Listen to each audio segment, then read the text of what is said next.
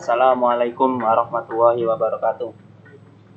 Kami dari kelompok 2 akan mempresentasikan hasil diskusi kami tentang routing dan forwarding.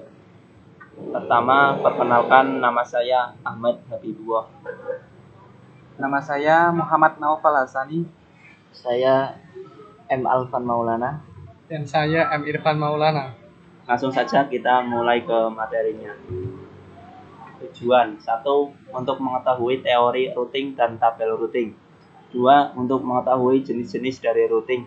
3. Untuk mengetahui cara memforward paket data. Rumusan masalah: 1. Apa itu routing dan tabel routing? 2. Apa jenis-jenis dari routing? 3. Bagaimana cara memforward paket data? Routing adalah suatu protokol yang digunakan untuk mendapatkan route dari satu jaringan ke jaringan yang lain. Route ini disebut dengan route, dan informasi route secara dinamis dapat diberikan ke route yang lain ataupun dapat diberikan secara statis ke route lain. Tabel routing adalah tabel yang berisi informasi keberadaan network, baik network yang terhubung langsung atau directly connected network maupun network yang tidak terhubung langsung atau remote network. Tabel ini juga berisi informasi bagaimana cara route tersebut mencapai suatu network. Yang pertama, routing statik.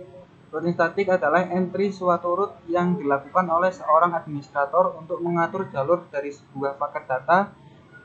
Entry routing tabel bisa dilakukan dengan program yang terdapat pada perangkat tersebut. 2. Routing default. Routing default digunakan untuk mengirimkan paket-paket ke sebuah network tujuan yang remote yang tidak ada di routing tabel ke route hub berikutnya. Routing default hanya digunakan pada network stub, yaitu network yang memiliki satu jalur keluar atau exit path dari network tersebut. 3. Routing dinamik. Routing dinamik adalah ketika routing protokol digunakan untuk menemukan network dan melakukan update routing tabel pada router.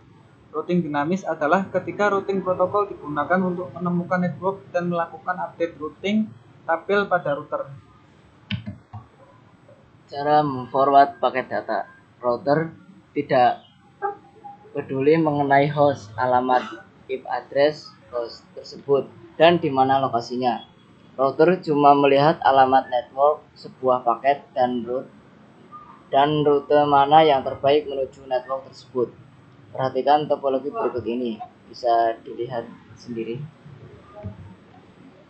Pertanyaannya, router menerima paket dengan alamat tujuan 192.168.100.10. Kemana paket akan di-forward?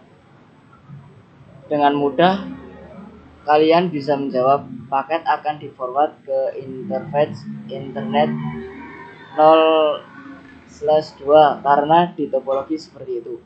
Router tidak tahu bentuk topologi yang kita buat di atas seperti apa, dia hanya melihat tabel routingnya. Cara melihatnya di router Cisco IOS dengan perintah di bawah ini, dengan perintah show if route seperti tabel di bawah ini.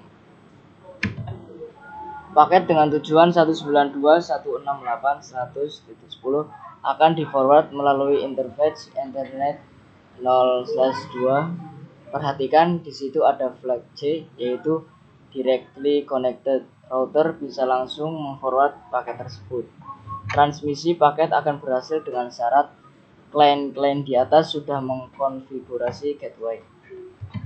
Kesimpulan, routing adalah suatu protokol yang digunakan untuk mendapatkan route dari suatu jaringan ke jaringan yang lain. Route ini disebut dengan rute, dan informasi route secara dinamis dapat diberikan ke route yang lain ataupun dapat diberikan secara statis ke router lain. Routing statis adalah entry suatu route yang dilakukan oleh seorang administrator untuk mengatur jalur dari sebuah paket data. Routing dinamis adalah ketika routing protokol digunakan untuk menemukan network dan melakukan update routing tabel pada route. Routing dinamis adalah ketika routing protokol digunakan untuk menemukan network dan melakukan update routing tabel pada router. Contoh routing protokol, routing informasi protokol, interior Gateway Routing Protocol IDRP, Enhanced Interior Gateway Routing Protocol IDRP, Open Source Test Package OSPF. Terima kasih. Demikianlah presentasi dari kelompok kami. Apabila ada kesalahan, kekeliruan, kami mohon maaf yang sebesar-besarnya. Wassalamualaikum warahmatullahi wabarakatuh. Waalaikumsalam warahmatullahi wabarakatuh.